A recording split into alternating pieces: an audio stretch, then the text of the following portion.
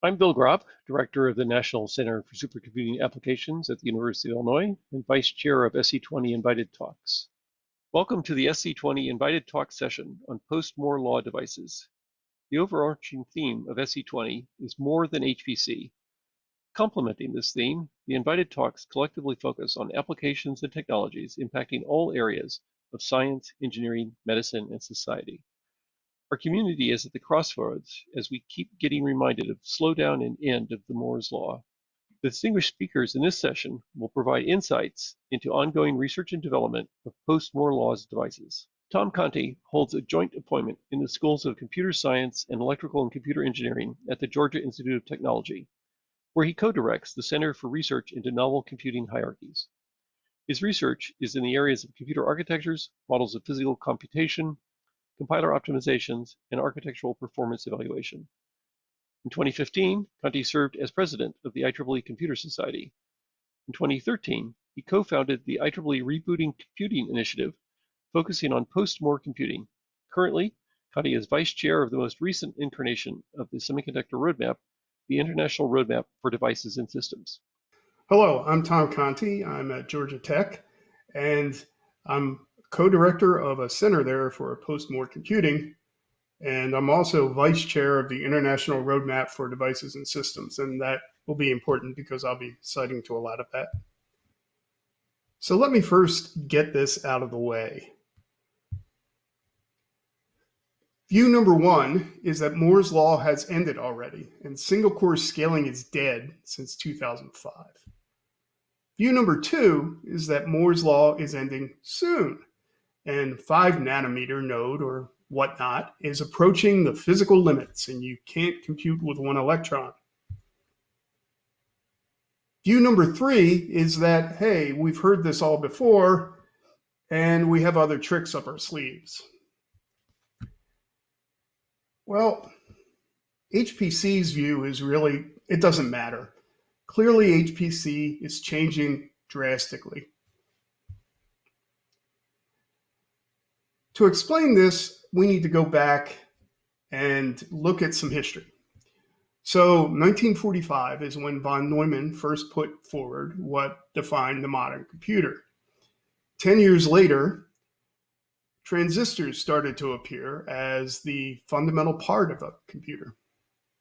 10 years after that is when Gordon Moore published his first law, published as an article in Electronics. 10 years after that, Moore updated the law, and also Dennard introduced his scaling rule.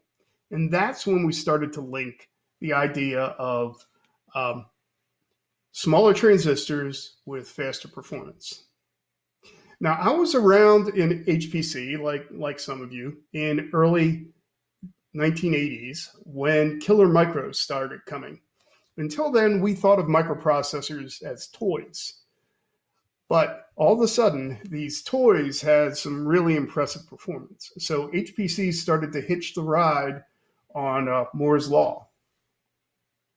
And that was fine for another 10 years until we hit a slowdown in CMOS wires. And what that means is that wires started to dominate the computation. Transistors were faster than propagation on wires. So what do you do if wires are slower than transistors? Well, you do things in parallel. Any good computational scientist knows how to hide latency with parallelism. Our solution to that was to hide the parallelism with instruction level parallelism in superscalar processors. And this shows the scaling that people expected here with, in this case, Intel microprocessors versus the scaling that Dennard predicted with Moore's Law. Unfortunately, superscalar is extremely complicated. And part of that complication is because you have to fetch multiple instructions in parallel, decode them, dispatch them, schedule them, execute them on parallel functional units. And if you don't have enough parallelism, you have to predict branches to get more. And if you're wrong, you have to reorder instructions and patch up. And of course, that hardware has become the target of some pretty interesting security holes fairly recently. So in 2005, though, all this party ended, and that's when we hit the power wall. That's when single-thread exponential scaling ended. The canonical example of that is the Intel Prescott. So what did we do? Well, the dilemma was that we couldn't clock single-core performance more aggressively, but we continued to get more transistors per chip. The solution was to clock multiple cores more conservatively. Now, that's not a perfect solution, of course, because it requires extracting more parallelism. But here's the point, and I want you to remember this, because this is the key to why we're in this pickle. Power efficiency is the reason we need to change what we're doing. Power efficiency. Without power efficiency, single core performance would continue to scale, and none of what I'm talking about would be a problem. So in 2013, with several other people who are listed below, I launched an initiative in IEEE called Rebooting Computing. It had a goal of rethinking everything from Turing and von Neumann to now. And we did it in IEEE because IEEE encompasses the whole computing stack, everything from devices on up through algorithms. One thing that came out of that was this level slide. And many of you have seen this before. It kind of has a life of its own. What I'm going to do is walk through the different levels here. But let me add one other thing. And that's this. As we rise through levels of more and more disruption, what's going to happen is we get more and more green. Of course, as you rise up through levels of more and more disruption, the programming or the reprogramming becomes more and more painful. All right, so let's start with more and more.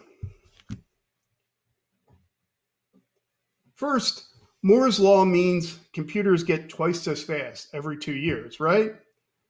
Well, actually, that's not what Moore said. What Moore said was, if I give you $1, let me go back.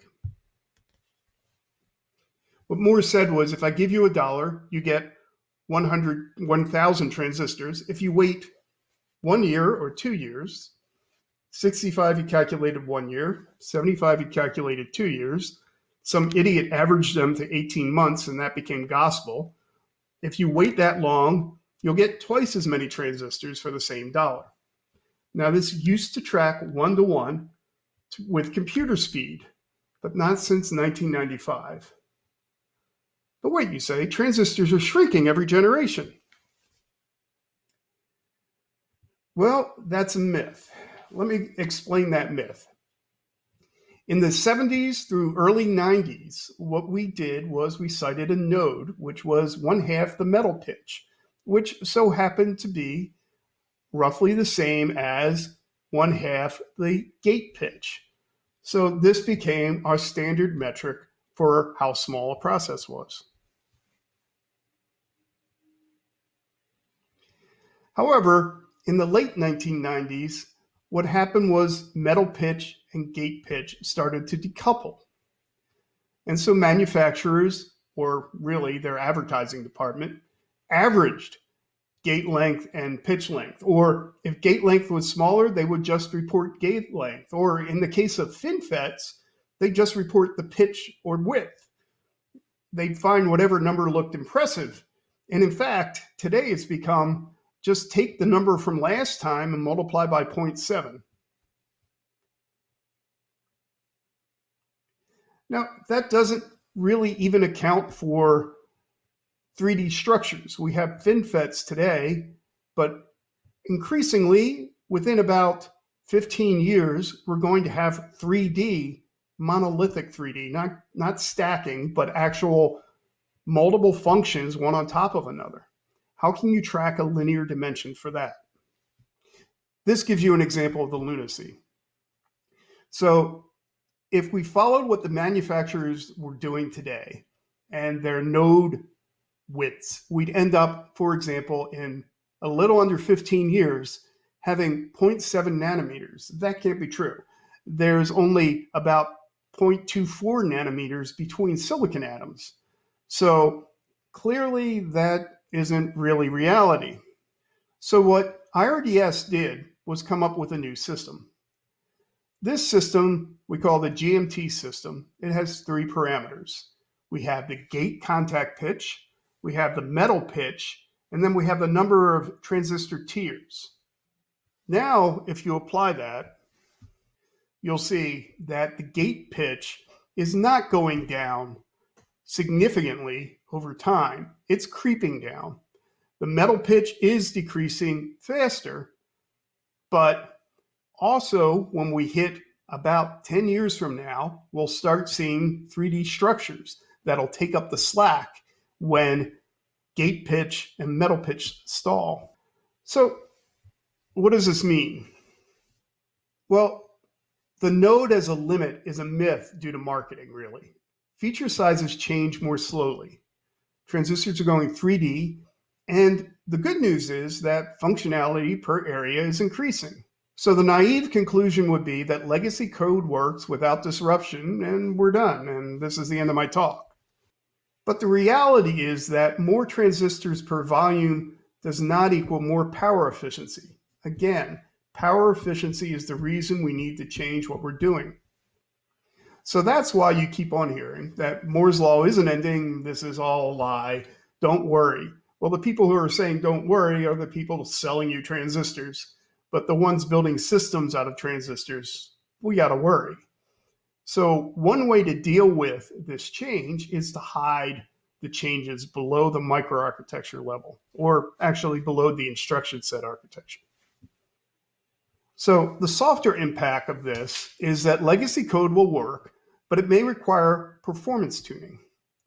This is very similar to the lesson we learned in 1995 when superscalar came forward. Those who remember, we had to retune code when we went from the P6 microarchitecture to NetBurst.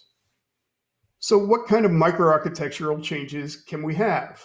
We can have unreliable switch logic. I'll talk about that. I'll also talk about cryogenic superconducting and reversible logic. All right, idea number one, unreliable switch. What's going on here? So we know that you need about 100 kT of energy or more for a reliable transistor. If you go below that 100 kT, it requires lowering the voltage, which is good since power savings quadratically proportional to voltage, but then you're going to get errors, so you have to correct the errors. To do this, we can't use today's CMOS because CMOS is made today to be error-free. What we can do is leverage post-CMOS, so-called millivolt switches, that become unreliable gracefully with lower voltages. The goal here is to achieve lower energy for general purpose computing. So how do we do that?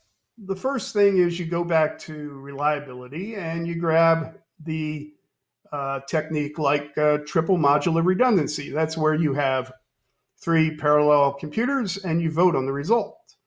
But that has an overhead of 200% in both area and energy to correct the error due to a single bit flip. That negates, in fact, it eclipses the savings due to using faulty transistors. An alternative is redundant residue number systems.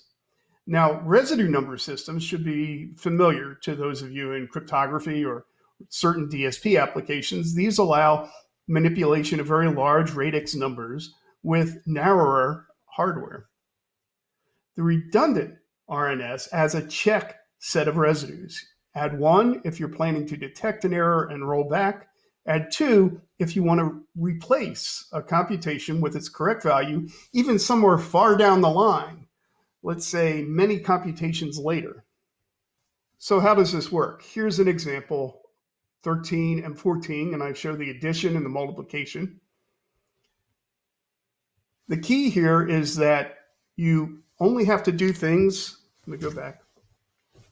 You only have to do things in each column, But if you add a redundant column, that lets you repair errors. This idea was first discovered by Watson and Hastings in 1968, which further proves the idea that anything interesting happened in the 60s. It's good for addition, subtraction, multiplication, but division is a little slower, although there are some numerical approaches to that. Now, what are some of the challenges with this? Well, first is we can't build this today because people don't make error-prone transistors. Manufacturers have no incentive to make faulty parts. Post-CMOS devices are just beginning to be optimized for low error. The other is that RRNS is not binary. And because it's not binary, that means that you can't use things such as IEEE 754 generically. You have to use something else. And that, of course, introduces certain instabilities in numerical algorithms. So the second example of level 2 is to take advantage of superconducting. This is a phenomenon observed in the 50s that electrons have zero resistance if you cool the substance enough to about 4 Kelvin for many substances such as niobium. You can then create devices such as Josephson junctions that can replace transistors. And the goal here is to achieve overall system power for general purpose computing. Now, this is an energy delay plot, and I'm going to show several of these. And I put a little smiley face in the corner because that's where we want to be, in that corner. There's a couple of points I want to talk about. There's CMOS high performance and CMOS low voltage. That's where we are today. Some of these other points are proposals for other transistor CMOS drop-ins. And then what I've shown is in blue, certain superconducting logic families. The light blue, the empty circles are if I don't take the cost of refrigeration into account. And you'll see I'm orders of magnitude ahead of where I would be if I did CMOS. However, of course, refrigeration costs energy. When I take refrigeration into account, I can tie CMOS. So you say, okay, so you tie the performance of CMOS. Then why do this? The answer is the wires. When you compare the performance of the wires to CMOS, all of a sudden CMOS moves out of the plane almost.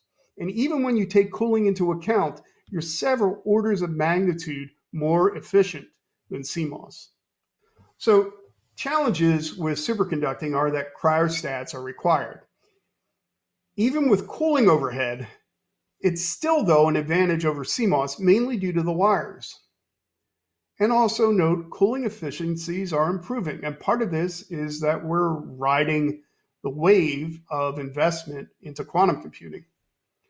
Also, although let me note that it's much easier to cool to 4 Kelvin than it is 100 millikelvin required for some quantum computing devices.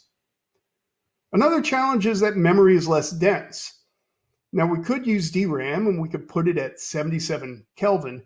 That's a magic number because that's liquid nitrogen temperature, which is much more efficient and much more cost effective than building a cryostat. Also, we could use CMOS actually at 4 Kelvin for the memory and superconducting for the logic and the wires. Next problem is that, well, we really haven't built too many of these systems. And because of that, the design tools, the CAD tools, lag behind. IARPA invested in the Super Tools program, and that has really moved the needle, although note that not every superconducting logic family is included, such as RQL, and some of the largest designs today have been built out of RQL. Now there's some software implications. Essentially, these are the same as 95. We're changing microarchitectures. But also another implication is that data movement becomes more critical. and caches are smaller, at least for now. All right, let's talk about reversible. So reversible is this idea proposed first by Ralph Landauer that really the only energy that you consume is when you erase a bit. By the way, Claude Shannon also proposed this in a slightly different form.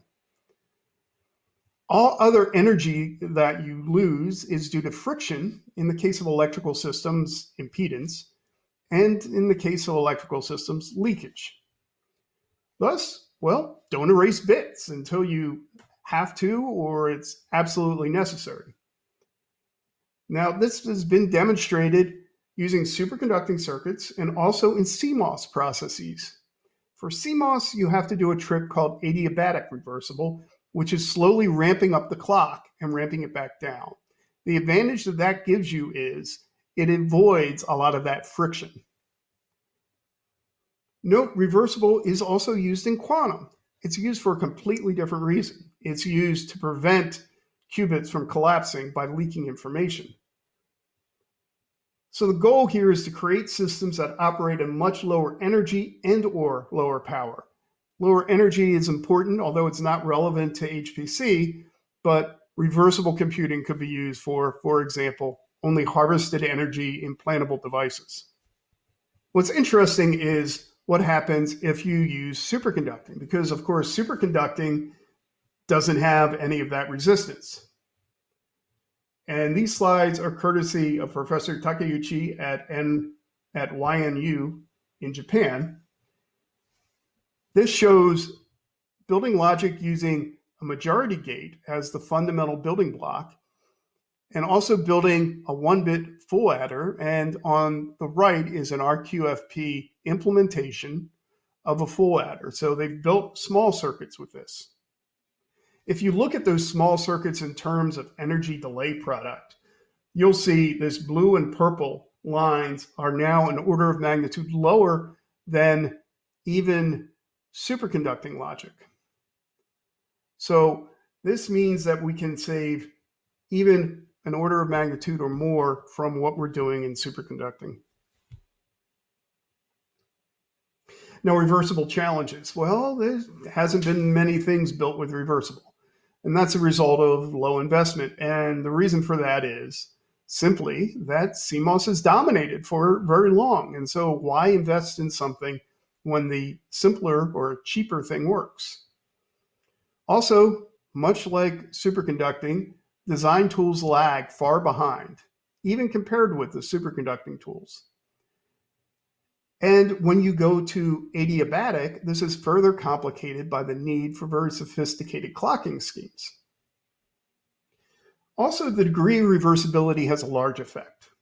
So where you draw the line between irreversible and reversible determines how much energy you're going to save.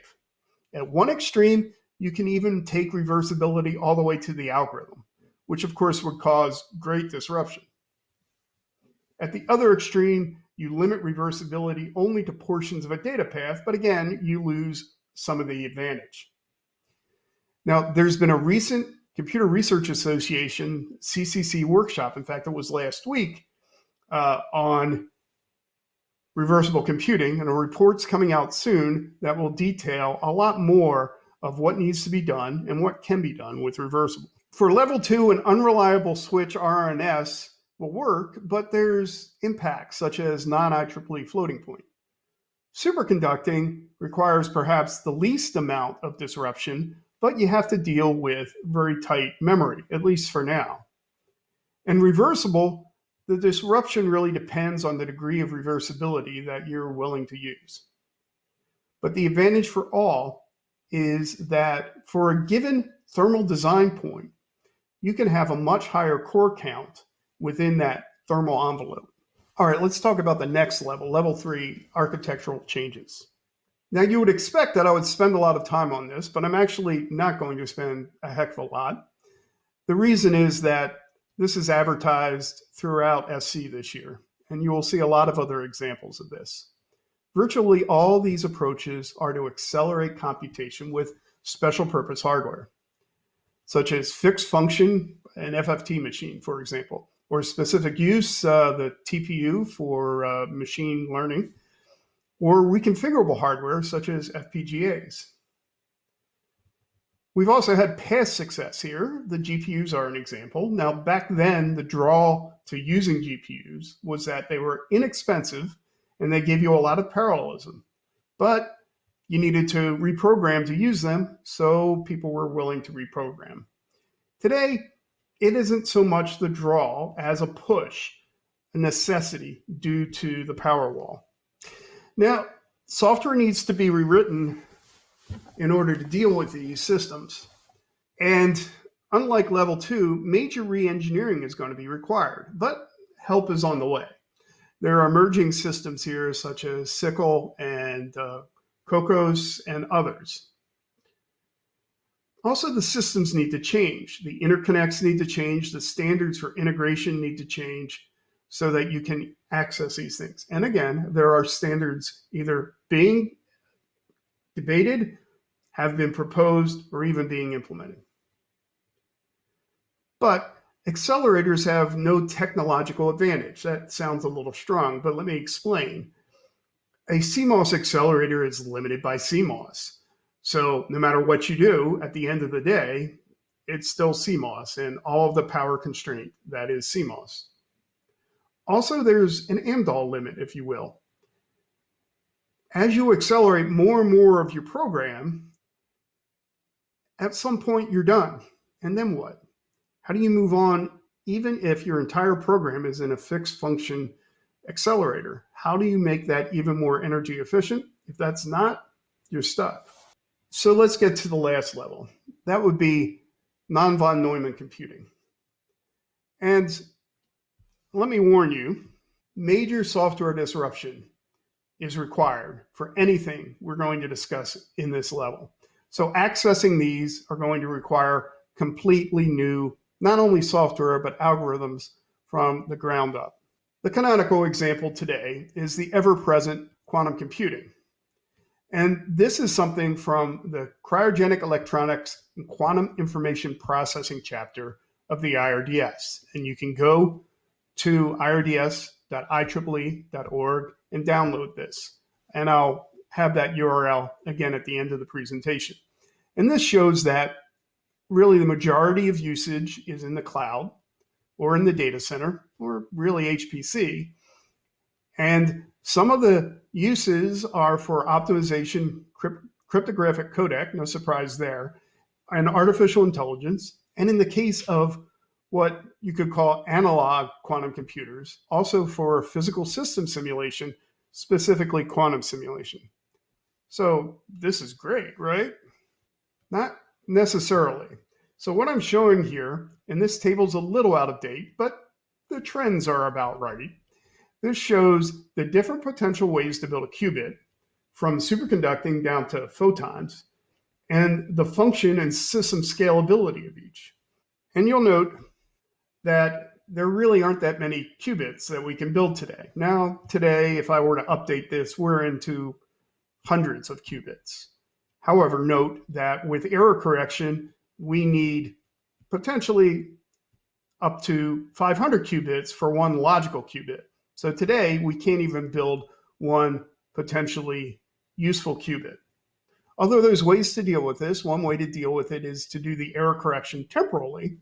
In other words, keep on replaying until you have a result that seems to be the majority. Nevertheless, quantum is pretty far off. There's other problems with quantum, and that's the total system of quantum. If you look here, we have a classical computer, which is about room temperature, which has the quantum algorithms, error correction, and qubit control. Then we have readout and control, and this quantum classical interface, all the way down to the quantum plane at the bottom in millikelvin. One thing that you can do is to move that classical compute closer to the quantum domain. For example, using 4 Kelvin superconducting processors like we talked about in level 2. And let me make one other point. When you get to the quantum plane, today we use reversible. We do it for a different reason. But Both of these techniques I talked about as being useful for overcoming the power wall for level 2, and yet quantum needs to or can benefit from developing them so they can ride the quantum wave. So some of the challenges, as I said, we're in the early days, and the winning qubits, we don't know yet, although superconducting and trapped ion are the two best duking it out. There's also missing layers between algorithm and the quantum plane, all of the layers that a computer scientist would think you need to build a system. And lots of engineering is required to make all of this work. Now, on the bright side, there's massive government investment. And that means that the investment also helps some level 2 approaches, such as, like I indicated, superconducting and reversible. All right, let's talk about the second potential approach, analog computing. And I know that's a throwback. And here I'm showing an op-amp, which you can use as an integrator. I should note the new and special name for analog computing is now physical computing, but it's the same idea in general. Yes, we used to have analog computers and used them to solve partial differential equations, and then they were replaced with digital computers. Though the question is, we replaced them for reliability and precision, but the question is, was that useful in terms of power efficiency? And should we rethink that? Here's another example of a physical process. Let me go back, which is a lens. A lens does a great job of doing an FFT, for example. And I can put together a list of different physical processes. I can have electronic and optical. I can also do brain-inspired neuromorphic analog. Let me be clear. I'm not talking about simulating neuromorphic on top of GPUs or whatnot. I'm talking about actual implementing in analog. Resistive RAM-based networks are very useful here. They've received a lot of attention. They do vector dot products very efficiently. Also, superconducting Josephson junctions naturally implement spiking. So there's a lot of different potential ways to implement neuromorphic directly. Again, I'm not going to spend much time because I think if you poke around the other talks at SC, you'll find a lot about neuromorphic. Another approach is biological genetic processes. In fact, RNA and DNA can be shown to execute reversible computations. And also, there's been a lot of success in using DNA for storage. And last, there's undiscovered others, and this is key. What we've done so far is to look at kind of the obvious things to implement for computing. But what we haven't done is have a cross-disciplinary team go out and search. Now, what are the killer applications here? It's really optimization. Nature is way better at this than von Neumann. So you can build annealers or networks of annealers. You can build them out of coupled nonlinear oscillators. You can have evolutionary optimizers. You can have computing based on thermodynamics. And let me say a little bit more about that. Now, in January of 2019, the CCC ran a workshop on thermodynamic computing. And there's a report out there. And I co-organized it with several other people, including Todd Hilton of UCSD, and this is some of his presentation. So we're used to thinking about thermodynamics in terms of an isolated system, where if you have something that's ordered and you wait, it'll end up disordered. So it doesn't seem like thermodynamics would actually optimize. But if instead you have an open system where you take in raw energy and materials from the environment and you output heat, waste, and work, you can end up with, in essence, local optimization. And we are a proof of that, right? We have the sun, we have the earth, you put in energy, here we are. So organizations evolve in open systems due to this open feedback. Now, what would a thermodynamic computer look like? Well, it would look something like this. They would be, let me go back. They would be open systems that have inputs from the environment, outputs to the environment, potentially a host computer, and they would shuttle electrical potential from the environment back out, and in so doing, perform optimization. Here's a notional example of that. These are networks of thermodynamically evolving cores. And in here, what you'd do is you'd express a problem as an energy information potential in the environment. And programmers can also program this by fixing certain nodes. And then what's going to happen is the dissipation in the network will create fluctuations, which in essence search the space, and you end up with structure emerging.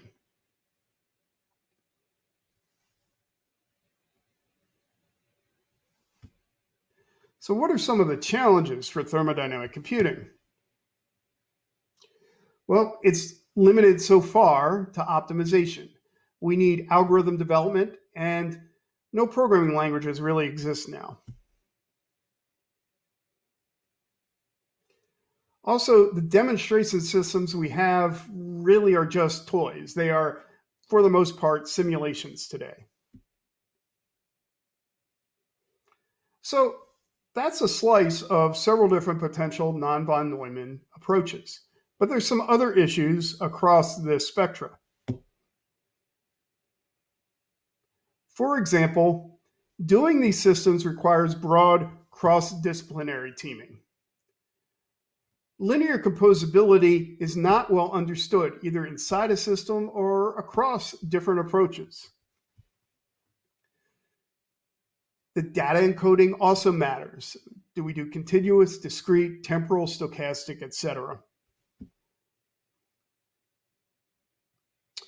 And for all of these, we really haven't done enough experimentation. So we don't know yet what the trade-off is between algorithms and energy efficiency. Also, for all of these approaches, as I just showed you with thermodynamic computing, you need a von Neumann nanny, if you will.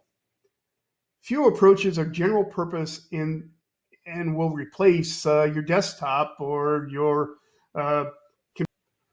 By that I mean von Neumann would have to be the controller for each of these. Now the challenge here is we don't know yet the best way to partition between the non-von Neumann approach and this von Neumann nanny. One other issue, and it's a big question, is when I started in the field back in the 80s, we were advertising that, hey, we are the third branch of science. We are replacing experimentalism. So you have theory, experimentalism, and computation. The question for us as a community is to decide if we're okay merging, at least sometimes, with experimentation again.